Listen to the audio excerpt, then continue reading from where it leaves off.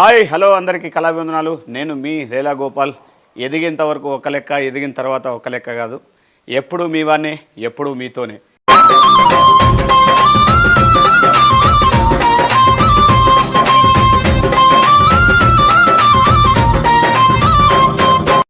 ఈరోజు మాపల్లె పాట కార్యక్రమంలో జానపదాల్లో భాగంగా బనగానపల్లె పట్టణానికి రావడం జరిగింది.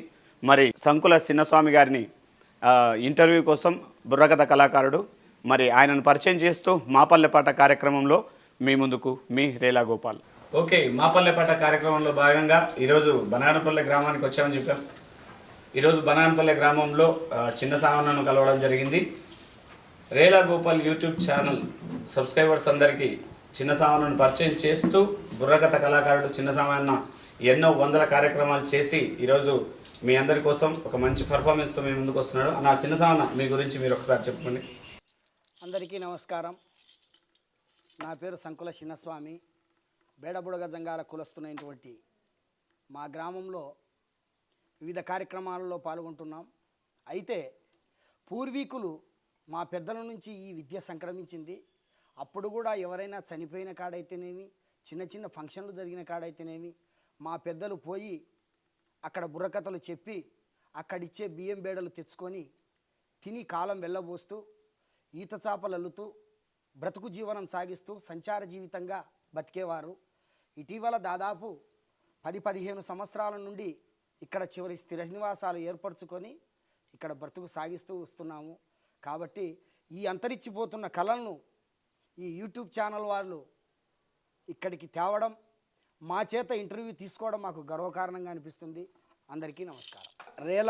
రేలా గోపాల్ యూట్యూబ్ ఛానల్ వాళ్ళు మా దగ్గరికి వచ్చి మా అంతరించిపోతున్న ఈ కళలను వెలుగులోకి తెచ్చి అందరికీ పరిచయం చేయాలన్న ఉద్దేశంతో రావడం ఎంతో సంతోషదాయకమైన విషయం. థ్యాంక్ యూ అన్న, మీకు కూడా. రైట్, ఏది ఏమైనప్పటికీ మరి ఒక మంచి పాటతో మిమ్మల్ని మీరు పరిచయం చేసుకున్నారు. ఒక మంచి పాటతో కూడా మీలోని కళను పరిచయం చేయాలని కోరుకుంటున్నాం. మరి రైట్, సంతోషం. అయితే ఒక్కొక్క ఈ బుర్రకథలో కొన్ని సంభాషణల విషయాలు వచ్చినప్పుడు కొన్ని పాటల కార్యక్రమం జరగబోతుంటుంది. కాబట్టి ఇది కేవలం గాంధారి కథలో మేనత్త మేనమామ పిల్లలు బాలరాజు గాంధారీదేవి ఇద్దరు వాళ్ళు కొన్ని అనివార్య కారణాల వల్ల ఒక బడిలో చదువుకుంటూ ఈ తండ్రి మందలించినందుకు ఆ మేనల్లుడు పిల్లవాడు దావ పట్టుకొని వాళ్ళ ఊరికి సుందరగిరిపల్లెకి పోతుంటే మరి గాంధారి ఈ పాట పాడి ఉన్నది.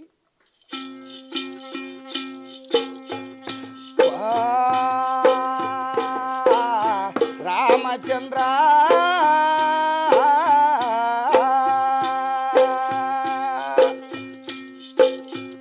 పొద్దు పొడుపు మెరుపు సుక్క పోయేటి మేనత్త కొడుక నా బాల రాజా అడినొక్కకు భాషాలున్నాయి. పొద్దు పొడుపు మెరుపు సుక్క పోయేటి మేనత్త కొడుక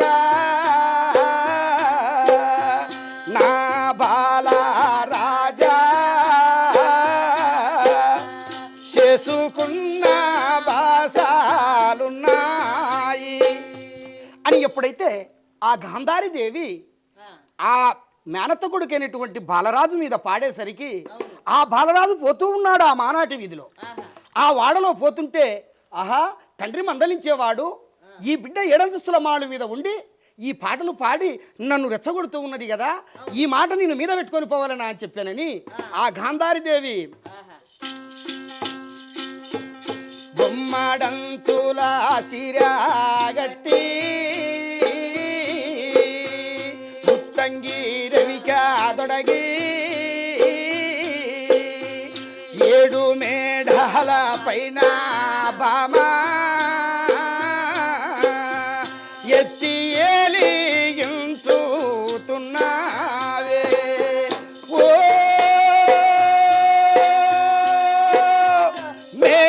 మామ బిడ్డ శ్రీగాంధారి నీ తండ్రితో మాటలొచ్చానే. ఆహా, ఈ బాలరాజు ఏమీ తెలియని వాడు నా మేనత్త కొడుకు మేనమరిది అని చెప్పానని నేను రావోయి అని చెప్పానని పాట పాడితే మళ్ళీ నాకు తిరిగి ఇదని చెప్పని చెప్పుతున్నాడే అని చెప్పానని ఈ గాంధారీదేవి ఏమని పలుకుతున్నది. అత్త మేనత్త కొడుక బాలరాజా ఇను నా మాట అని చెప్పానని పేటంచూరు మాలాగట్టి పొన్న పగుడాల అంగీ దొడగి పోయేటి మేనత్త కొడుక ఓ బాలరాజా బంగారు తేజ ఓ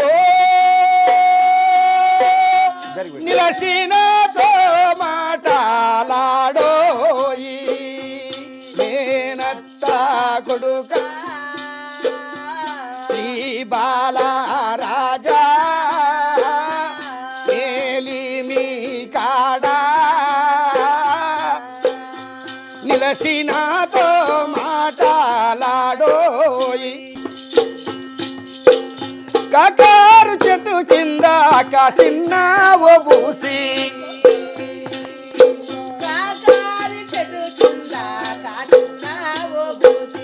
వద్దా ఎవ్వరు లేరు వచ్చి పోబూసి వద్దా ఎవ్వరు లేరు వచ్చి పోబూసి కాకారు చెట్టు కింద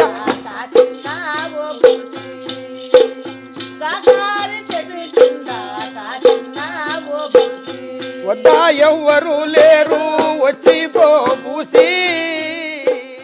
అన్న చిన్నసామన్న పెద్దోనివి అంత పెద్ద పేరు పిలిచదు, ఏం తప్పలేదు. ఇంకోటన్నా, ఇప్పుడు ఈ కళతో పాటు మీ జీవన విధానం కానీ మరి మీ పూర్వీకుల జీవన విధానం కానీ ఈరోజు ఇంత బాగా ఇంత మంచి కంచు కంఠంతో ఇంత బాగా మంచి మంచి పాటలు పాడుతున్నారు కదా, మరి దీంతోనే జీవనం సాగిస్తూ ఉంటారా ఇప్పటికీ? ఖచ్చితంగా మా పూర్వీకులు ఈ బనగానుపల్లె గడ్డలో అప్పటి నుంచి నవాబుల కార్బార్ నుంచి మా అబ్బగారైతేనేమి మా మునబ్బగారైతేనేమి ఊరికి ఊరి బయట గుడిసెలేసుకొని దిగి అయ్యో ఈ ఊరికి కళాకారులు వచ్చినారు అని చెప్పానంటే ఊరిలో మెప్పించు 4 వీధులు కూడే చోట రాత్రి కథ చెప్పించేవాళ్ళు. ఏదో బుర్రకథ తెలిసిన కాటికి ఇదేం చెప్పాను అక్కడ కథలు చెప్పుకొని ఉదయం లేస్తేనే కూడా వాళ్ళ ఇళ్ళ వద్దకు పోయి దేహి అని చెప్పని బిచ్చాటన చేస్తే ఎవరు పెడతారు అని చెప్పిన ఉద్దేశంతో ఈ తంబూరా ఈ డిమికీలు అంటే ఇవే బుర్రలు, ఈ బుర్రలో తీసుకొని పోవడం వల్లనే మాకు బుడగజంగాలని చెప్పిన పేరు వచ్చింది.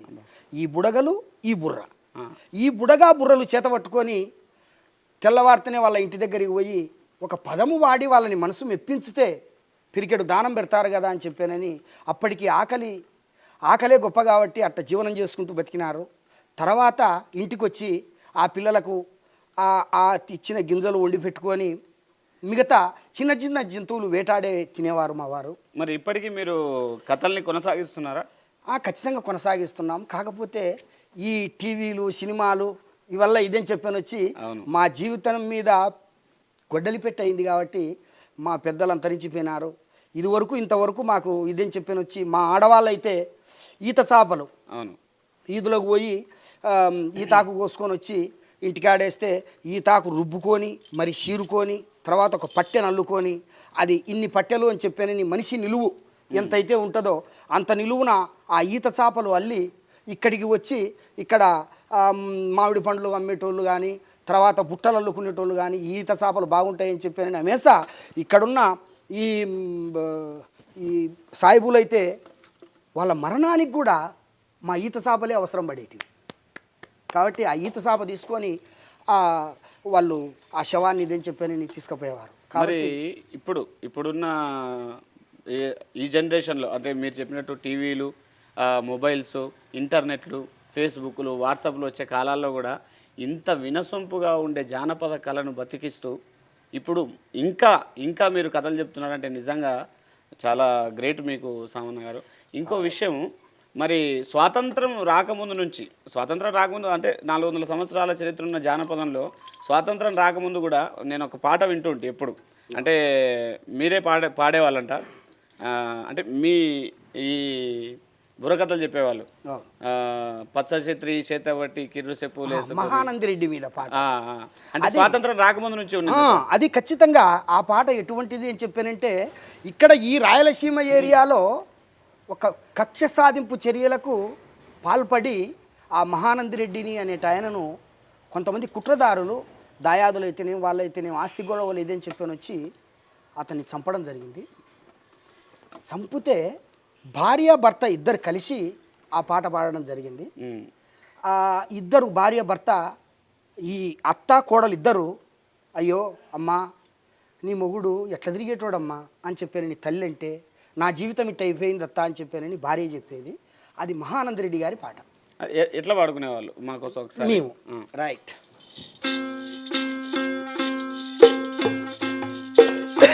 అమ్మా కోడలా,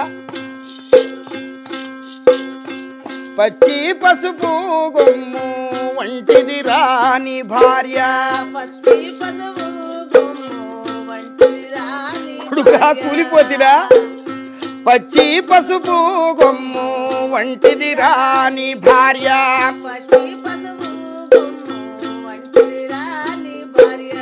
నిన్ను దలసుకొని చాలా దుఃఖమురో,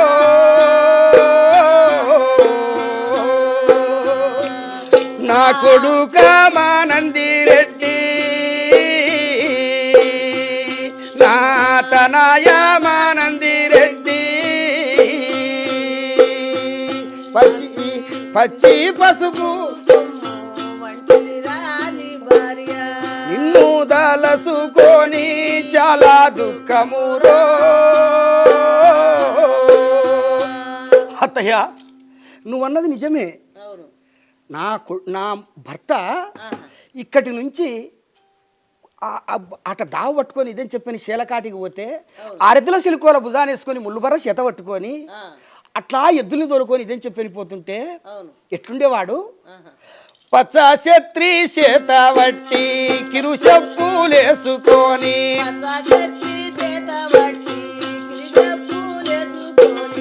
పచ్చ ఛత్రి చేత వట్టి కిరి చెప్పులేసుకొని,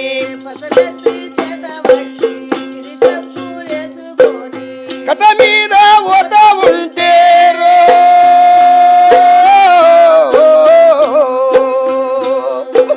నీవు కామానంది రెడ్డి,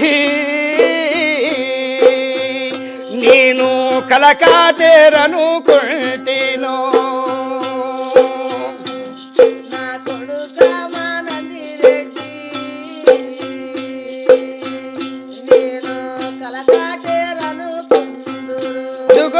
సుటుబూటు వేసుకొని సుక్కల్లో చంద్రుడోలే, ఆ సుటుబూటు వేసుకొని సుక్కల్లో చంద్రుడంటే,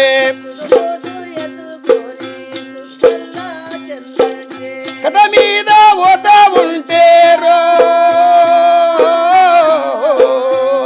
నా కొడుక మానంది రెడ్డి, నా తనయ మానంది రెడ్డి, సూపరెంటనుకుంటేనో,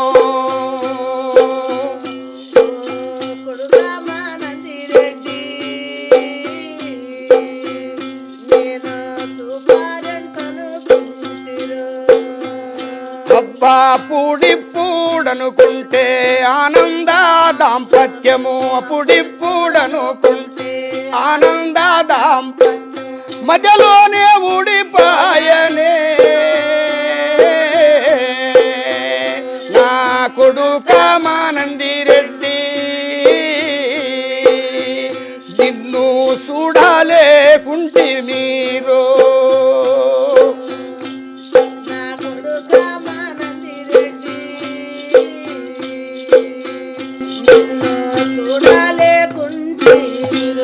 అన్న ఇంత గొప్ప పాటలు ఈ ఈ స్టైల్లో వాడతాం మేము. అవును, ఇంత గొప్ప పాటలు చాలా వరకు అంతరించిపోయినాయి. మరి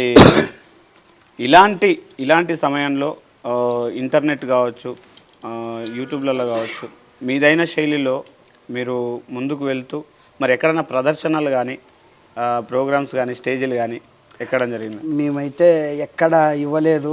దయచేసి ఎందుకని చెప్పానంటే, మమ్మల్ని ఇటీవల ఎవరైనా ఇదివరకులో మాకు స్టేజీల డ్రామాలు మైక్ సెట్లు పెట్టుకొని ఏదో ఆర్భాటంగా ఇదని చెప్పే ఆనవాయితీ మా జాతికి ఇవ్వలేదు అప్పట్లో. ఇప్పుడు వచ్చినవి వల్ల అప్పట్లో వీధిలో మేము ఎందుకని చెప్పానంటే, కొంతవరకు అంటరాని జాతిగా కొనసాగినాం కాబట్టి 4 వీధులు కూడే చోట అదే ఒక పెద్దమ్మ బొడ్రాయి దగ్గర కింద ఏదన్నా పట్టవరుచుకొని మేము మా వంతుగాళ్ళు మా తందానకాళ్ళు కూర్చొని కథ చెప్తే ఆ ఊర్లో గ్రామస్తులు మొత్తం ఆ రచ్చకట్టల మీద కూర్చొని మహా సంతోషించేవారా, మా ఊరి బుడగజంగాలు ఆయన బాగా కథ చెప్పినాడు అని చెప్పానడం. పొద్దున వాళ్ళకు పండిన ధాన్యం ఏదో షాటతోటో దోషులతోటో ఇదని చెప్పని పెట్టేవారు. ఇట్లా మెప్పు పొందినాం. కానీ మేము ఎక్కడైతే స్టేజీలు పెద్ద పెద్ద ఆర్భాటాలుగా మేము ఇదని చెప్పని మమ్మల్ని అంత వెలికి తీసిన వాళ్ళు కూడా లేరు సార్, ఆ పరిజ్ఞానంలో లేరు. కాకపోతే ఇప్పుడు కూడా ఎవరైనా చనిపోయిన కాడ లేదంటే ఏదన్నా పెద్ద కార్యక్రమాల కాడ రావాలి మీరు కథ చెప్పాలి అని చెప్పానంటే కూడా మేము మాకేం స్టేజీలు కట్టడం లేదు. ఇప్పుడు కూడా కిందనే కూర్చొని ఏదో కాలక్షేపం చేసి వాళ్ళు ఇచ్చే బత్యాలు ఇంత డబ్బులు తీసుకొని వస్తుంటాం. మా కళకు పట్టం కట్టలేదు ఇంతవరకు లేదు. మా కళకు పట్టం కట్టకపోయినా మా కళను మేము భుజాన్ని వేసుకొని మోస్తూనే ఉంటాం, మోస్తూనే పోతాం అంటారు అంతే లాస్ట్ వరకు. మరి ఏ ప్రశంసలు మాకు అవసరం లేదు, ఏ ప్రశంస పత్రాలు మాకు అవసరం లేదు. మా కళ మాతో వచ్చింది, మాతో పోయినా మాకు ఇబ్బంది ఏం లేదు, సంతోషం లేదు, సంతోషమే అంటారు అంతే. మరి ఈరోజు ఇప్పటికీ అంటే మా జనరేషన్కి తెలుసు, ఇప్పుడున్న మా యూత్కి, అంటే యూత్ కంటే కొంతమంది వేరే ఇది ఉన్నా ఒక విధమైనటువంటి లాలిత్యం ఉంటుంది మీ దాంట్లో. ఖచ్చితంగా ఉంటుంది, మా బుర్రకథ స్టైల్లో ఖచ్చితంగా ఉంటుంది. అయితే ఇది వరకు పూర్వంలో ఒక రామాయణం తీసుకున్నా, ఒక మహాభారతం తీసుకున్నా, భాగవతం తీసుకున్నా ఒక ఘట్టం ఉండేది. అయితే సీతమ్మను వనవాసం అరణ్యవాసానికి ఇడిచిపెట్టమని చెప్పానని శ్రీరామచంద్రుడు లక్ష్మణస్వామితో ఎలా చెప్తాడు అంటే ఒక కారణం. కేవలం రజకుడు అనగా సాకలివాడు. ఆ సాకలివాడు ఏదో వాళ్ళకు వచ్చిన తాత్పర్యం గుండా ఒక మాట అన్నందుకు రాముని పెండ్లాన్ని నాళ్ళు అక్కడ ఇదని చెప్పి అదొక సంభాషణగా మేము ఒక పాట పాడతాం.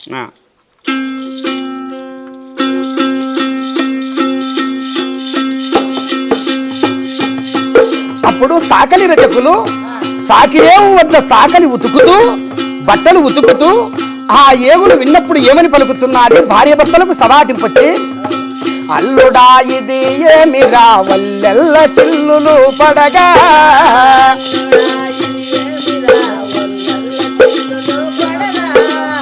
పిల్లను ఎందుకు కొట్టితివి దీని వల్ల తప్పేమి,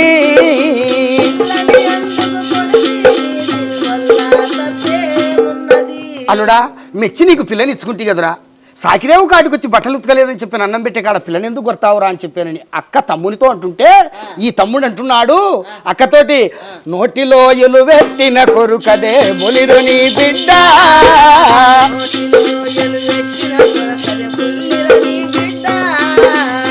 అక్కరో ఎదురాడిన తొత్తున మొత్తక మానుదునా,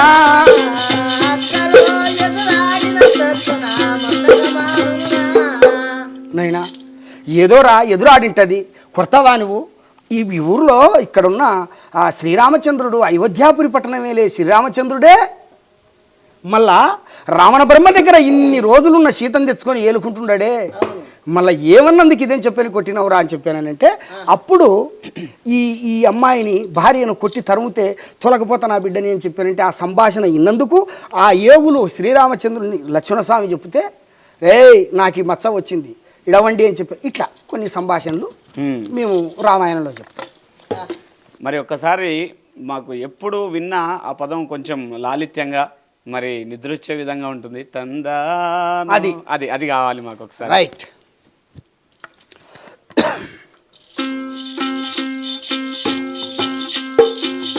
ఆ రాఘవా ఈ నండయ సభ జనులార విన్నవించద ఈ కథ నేడు పూర్వ వైభంబున ఈ కళ ఈ అంతరించిపోతున్నందుకు మన గోపాల్ యూట్యూబ్ ఛానల్ వారు వినరా భారత వీర కుమార విజయము మనదేరా సందానా సందానా దేవనందనా అయిన భాష్యమును అందరండిరే రామరాజు వల్లించే రాజురా రాజు రాజు వసురాజశేఖరుండా రాజు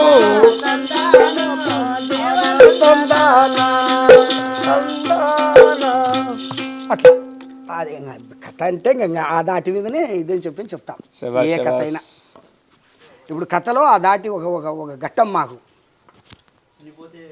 రైట్ సామన్న మరి చిన్న సామన్న రైట్ చిన్న సామన్న నిజంగా చాలా అంటే చాలా గొప్పగా ఉంది మీలాంటి పెద్దల దగ్గర ఇంత చిన్న వయసు అయినా నేను ఇంత దూరం వచ్చి మీలాంటి గొప్ప కళాకారులను సందర్శించడం కూడా నిజంగా చాలా సంతోషకరం మరి ఇందాక అడిగినట్టు స్వాతంత్రం రాకముందుకే పాటలు ప్రాముఖ్యంలో ఉండేటివి మరి అదేవిధంగా ఉయ్యాలవాడ నరసింహారెడ్డి చరిత్ర ఆయన కథ కూడా మీ నుంచే ఈరోజు ఉయ్యాలవాడ నరసింహారెడ్డి చరిత్రను సినిమాగా తీసి చిరంజీవి గారు గొప్ప హిట్ను కొట్టారు మరి ఆయన గురించి ఆయన కథ గురించి ఏమైనా పాట రూపంలో ఆయన చరిత్ర గురించి చెప్తామండి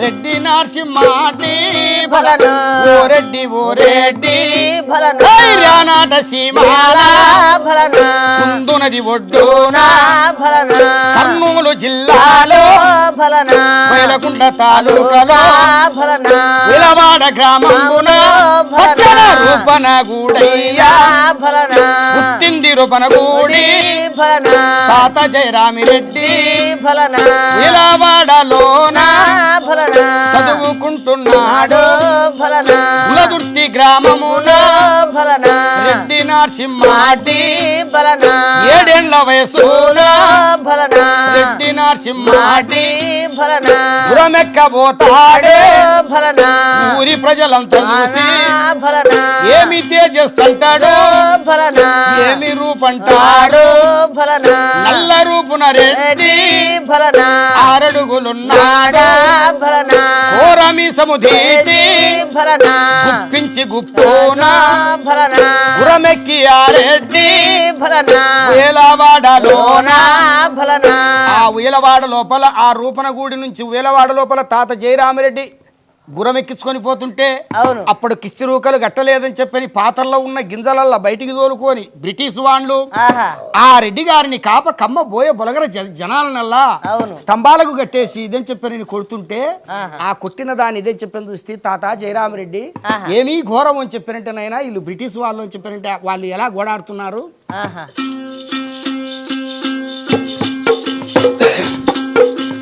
అయ్యో రామ రామ వినరా భారత వీర కుమార వినరా తందాన తందాన తందన వినరా భారత వీర కుమార తందాన తందాన తందన పుట్టిన మాకు గిట్టిన స్థిరమాయే ఈ ఊరిలో తందాన తందాన తందాన తందాన హరహరా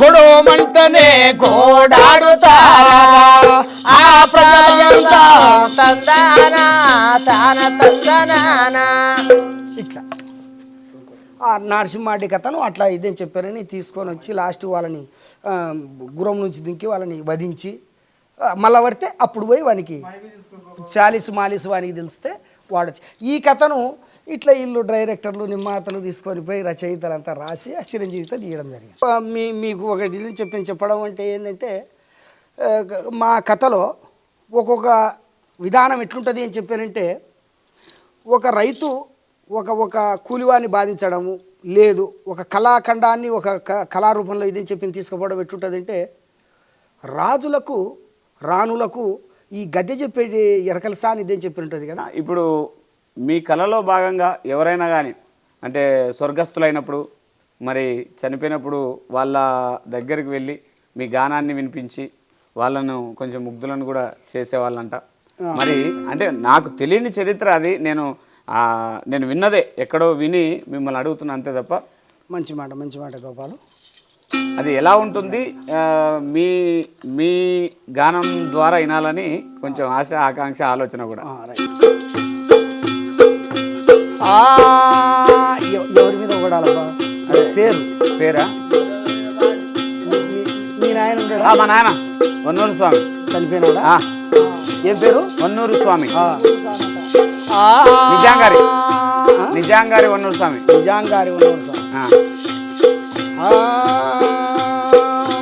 అగజూడు వన్నూరు స్వామి వాళ్ళ కొడుకు గోపాలు,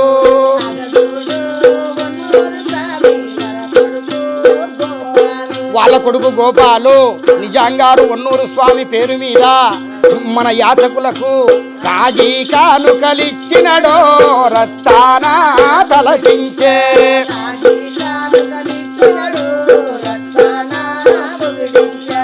వెండి కానుకలిచ్చినడు ఏడుకతో వగిడించా.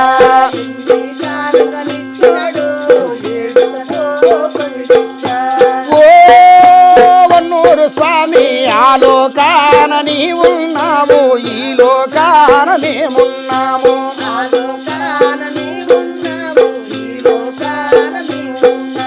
కలయందు రావలదు ఇలయందు రావలదు. వన్నూరు స్వామి ఏ దేవుడు నిన్ను గోరానయ్యా, పేరైన వన్నూరు స్వామి గారు ఏ దేవుడు నిన్ను గోరానయ్యా.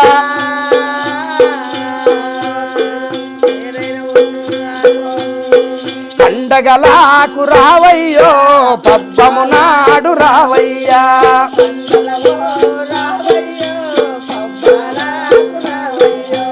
ఇది ఎందు రావయ్యా తది ఎందు రావయ్యా.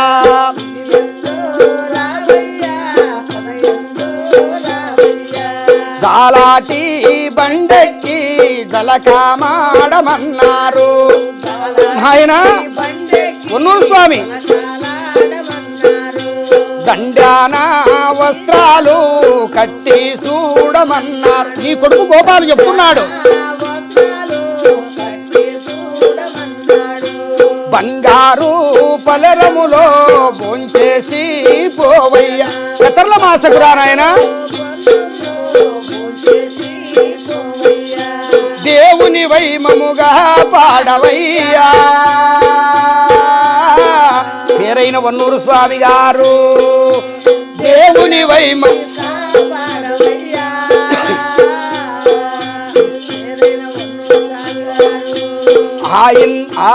ఆవుతో కవట్టుకొని ఆలోకంబు ఎలవై. ఆవుతో కవట్టుకొని పో.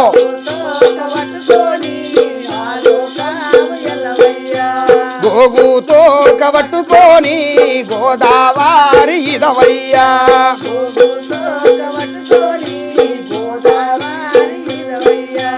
ఆ ఇంద్ర సభలోన దేవేంద్ర లోకమున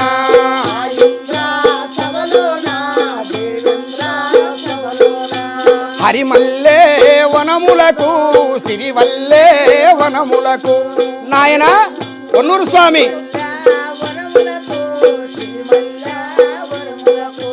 నీలు పోయను నీవు నిలసినావా.